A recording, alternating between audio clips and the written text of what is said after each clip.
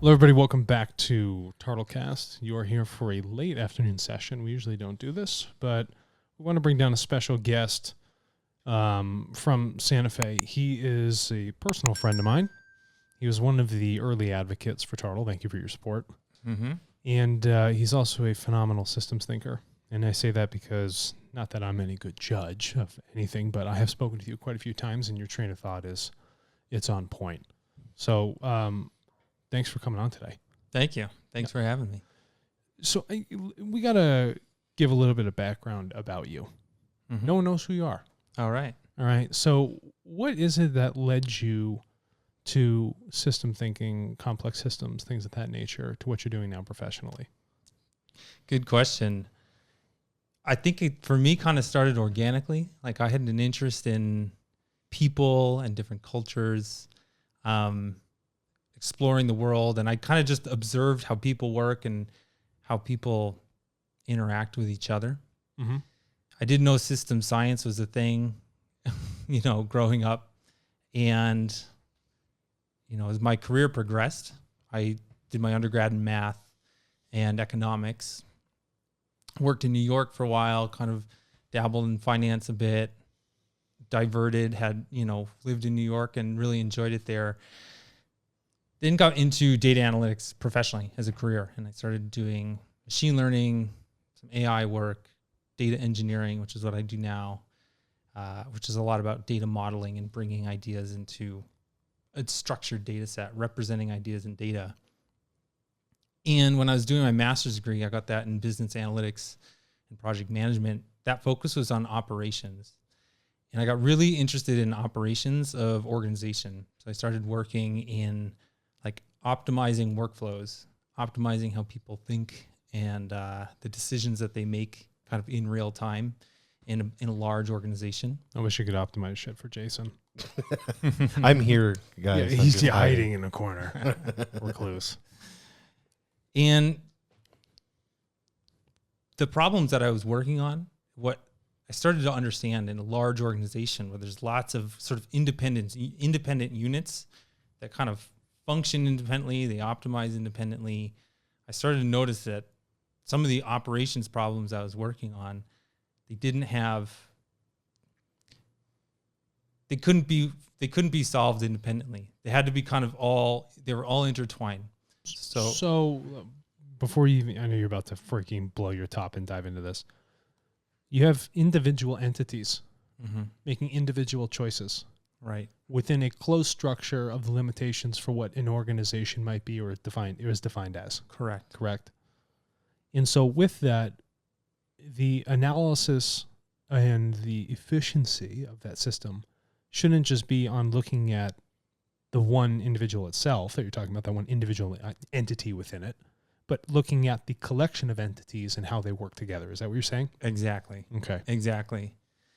And so as I was working on these kind of problems, and we just described really nicely, I started researching how, what kind of modeling techniques work for this. And that's when I stumbled on a lot of work from Santa Fe Institute.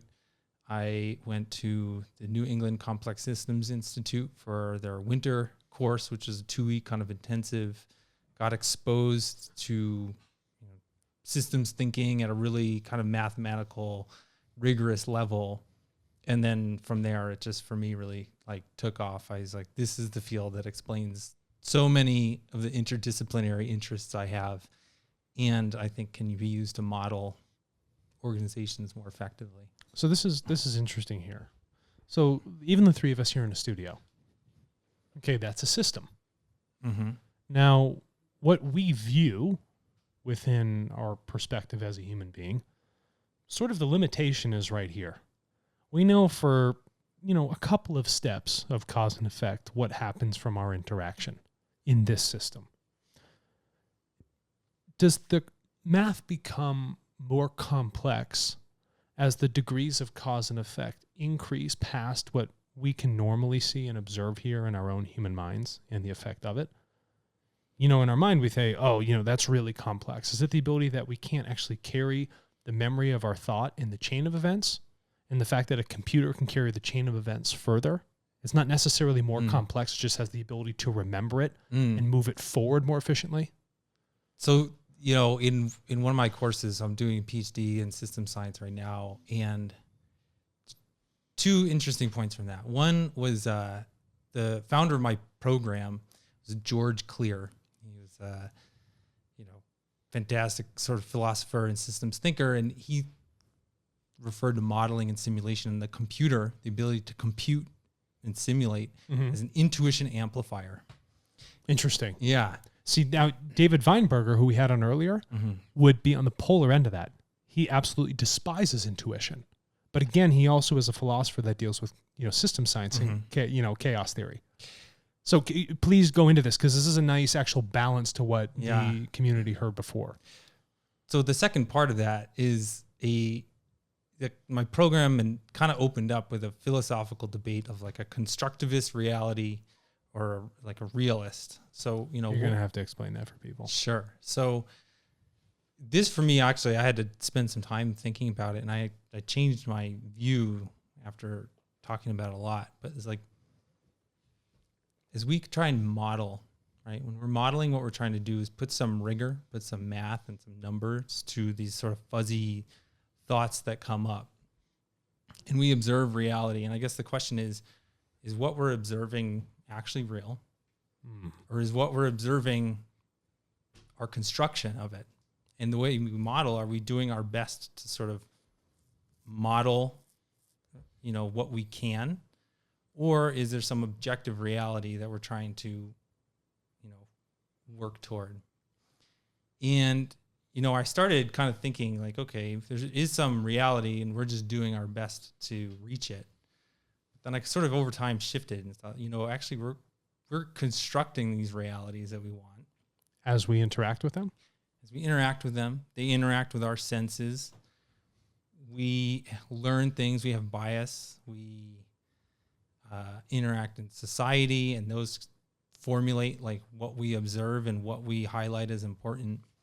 And so we actually construct our own reality in a way. To follow back down to your question, like where does that fit in? Well, when we're modeling,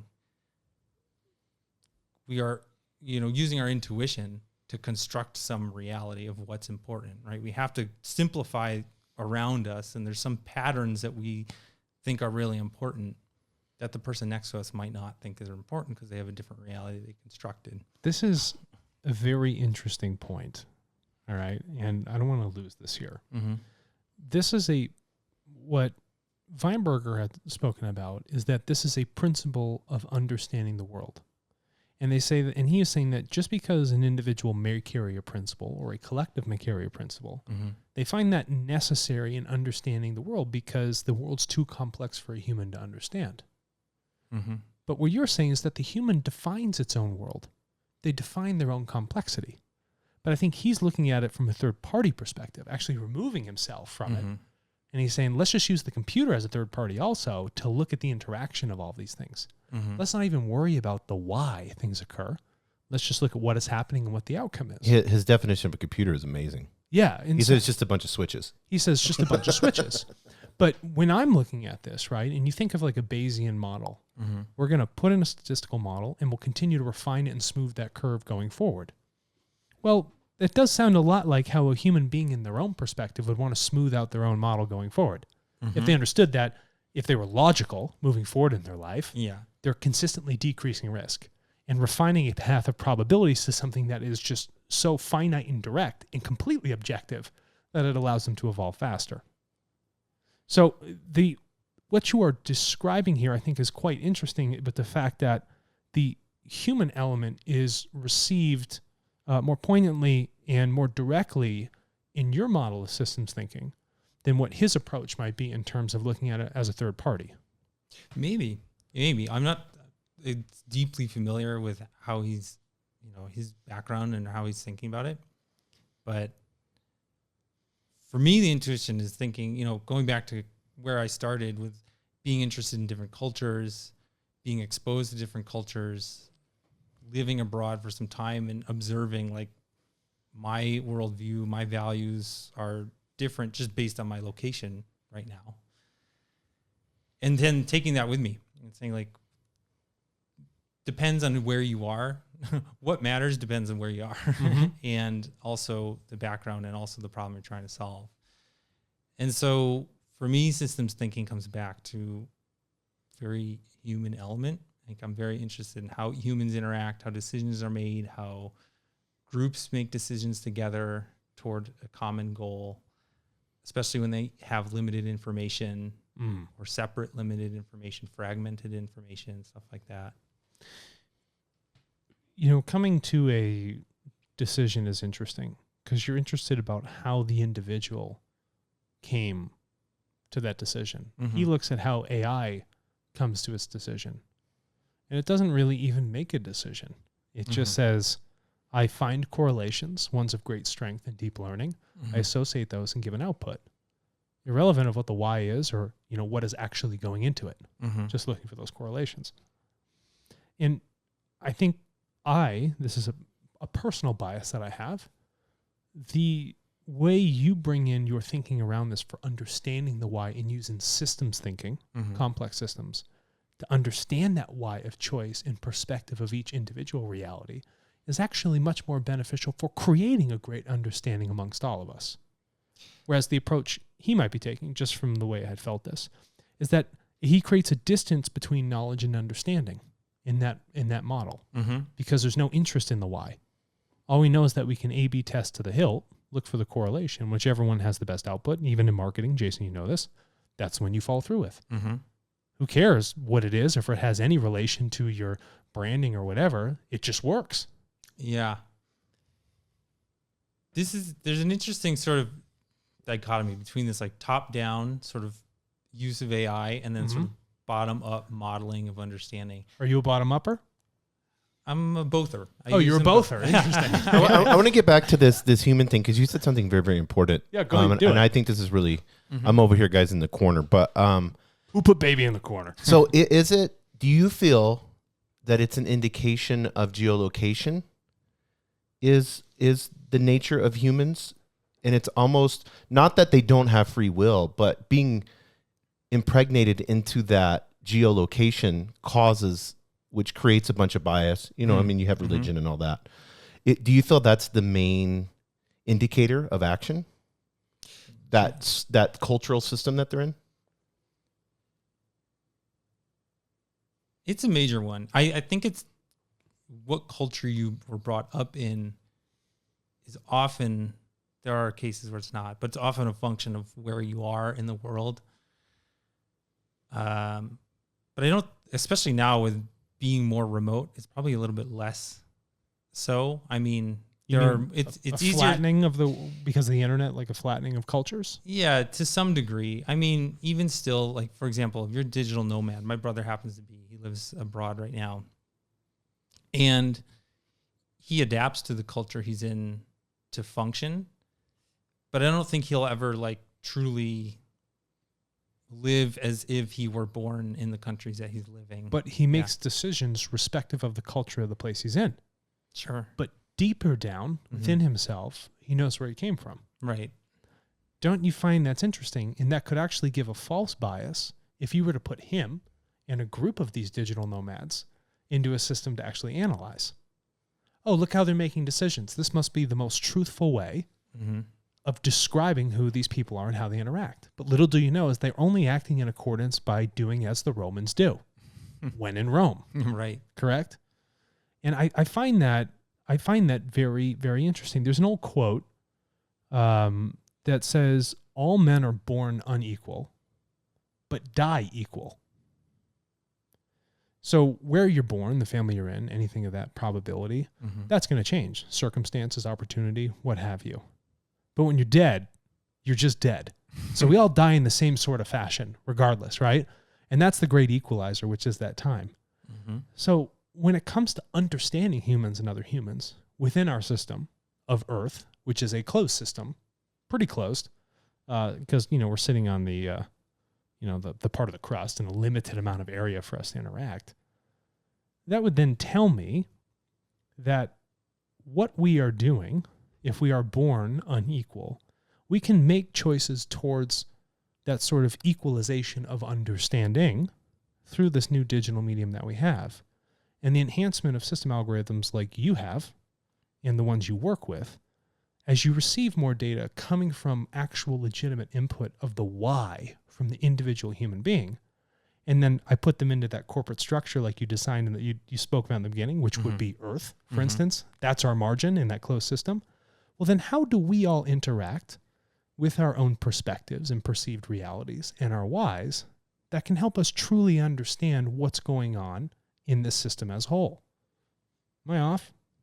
I don't think so. I don't think you are.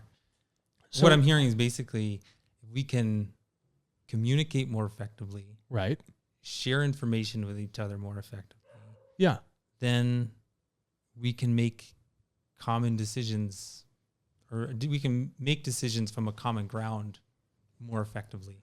And I think some people take the approach that efficiency sometimes takes a greater precedent than equanimity, equality, certain rights or respect for what it means to be a human being. Mm-hmm. And people with specific knowledge bases and backgrounds, academics, might take that approach because they think efficiency is best. But there's a cost to that system in general. Maybe through analyzing the system, the natural inefficiencies of an individual's own evolution may be beneficial if we take a more human approach rather than strictly the efficient approach. Think about what's happened with monocropping. We all thought it was extremely efficient, right? The data's like fantastic. Look at our economic yield. Look at the efficiency. But really the cost was it was much greater on down the road through the depletion of the soil because we don't have that sort of mixture and that regeneration that's actually occurring. So if you continue to apply that sort of philosophical framework to systems thinking, I actually think it's degrading for us and what it means to evolve as a human being and analyzing human beings if you look at it strictly as a system of efficiencies. I don't know. That's my personal feeling. Mine too. I feel something happened and we adopted a dogma. We kind of, the West, or very much the US, is probably the leader in this kind of thinking, is that if we optimize for our own selfish interest in the immediate term, ultimately what emerges out of that is positive outcome for everyone. The system lifts if we are all selfish. And I think that is a great marketing campaign if you're a politician, but I think it's a terrible way to operate in society. Because it's almost like saying my individual closed system is completely closed off from everyone else. And this is a poor application of how people use the idea of Ayn Rand, right? They look at her, it's like, just do everything you, forget everybody else that's lazy. Everything essentially fix itself. Right. Well, Ayn Rand she was just very objective about what she could control herself. And if everybody took on that self-responsibility in the entire system, then the system increases in value.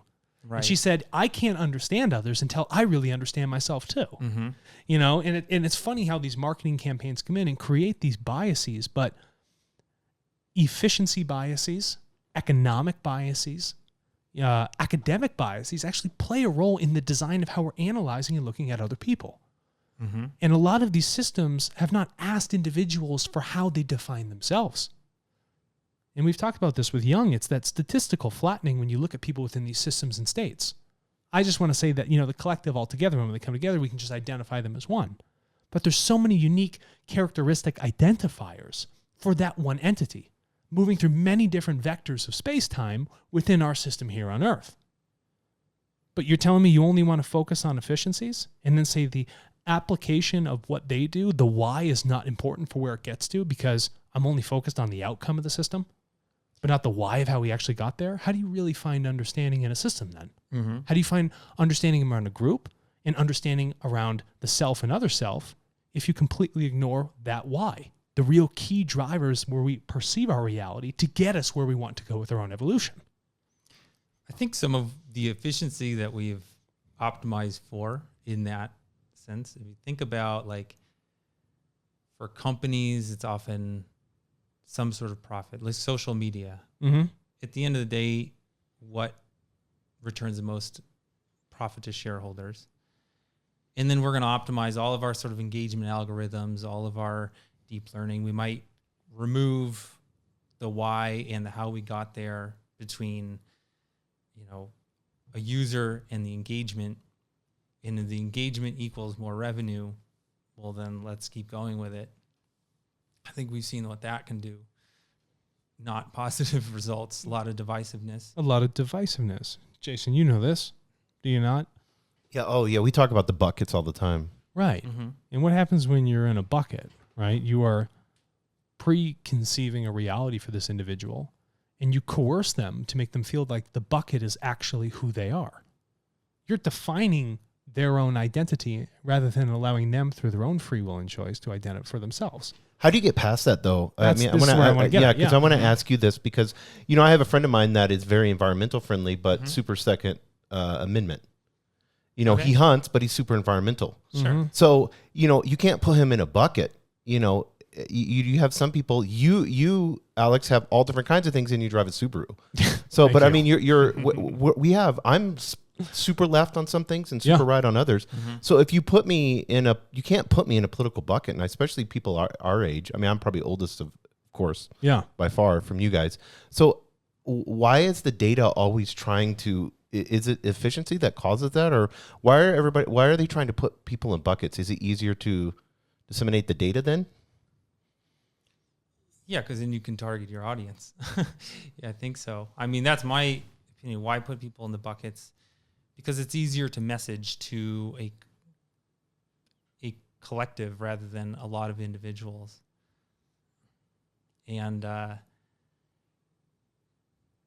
how do we get away? I think you asked, how do we kind of get away from that? Mm-hmm. I think we have to just start valuing deeper things about ourselves and our communities. We have to start valuing a little bit longer term goals. We have to, and I think that there's a way to do that and be prosperous as well. So that value would then be incumbent upon the collective of us coming together and deciding as a collective, humanity as a race, where we want to be. Do we want to end up in nuclear annihilation? Do we want to end up in a completely material-focused world and let all the emotions and individual characteristics of us go away and just be perfectly efficient? I think that's a choice we have to make before we come here and design systems based on biases that are deciding for people how we should make our decisions going forward. The hard part about that is it's kind of an emergent outcome, right? Mm-hmm. We can't all, back to where we started, interact and make a choice together. We're making fragmented, value choices based on our systems. And do you feel like we can't come together and do that? And this is the participatory learning and models that Feinberger had spoke about. And he said it's difficult to get everyone to interact. Mm-hmm. Well, if you can get 90% to interact, well, then that's a pretty good collective decision for where we want to head. Yeah. So you would need a tool that could effectively bring the world together to make decisions collectively, right? Mm-hmm. I can't think of any other than the one we have currently created. I was going to say, I could think of one really good one. I've heard people say, I think even Santa Fe Institute talked about this, if you could get 1 million people together, that they could make, a significant change. Mm-hmm. So is it something like that? Is it that small percentage? Do we see that out of 7.5 billion? That's a good question. Do the systems have a threshold or a tipping point where it just pours into everything else and it just becomes so pervasive within this system that entity or group of entities then act as really the key driver of the mindset for the rest of those, autonomous things? I mean, there's examples throughout history of tipping point changes in society. And not all of them are good outcomes. Yeah. Well, hold on. All right. Okay. All right. Well, then with that, listen, let's come back for part 2 and let's talk about some of those real world examples. All right.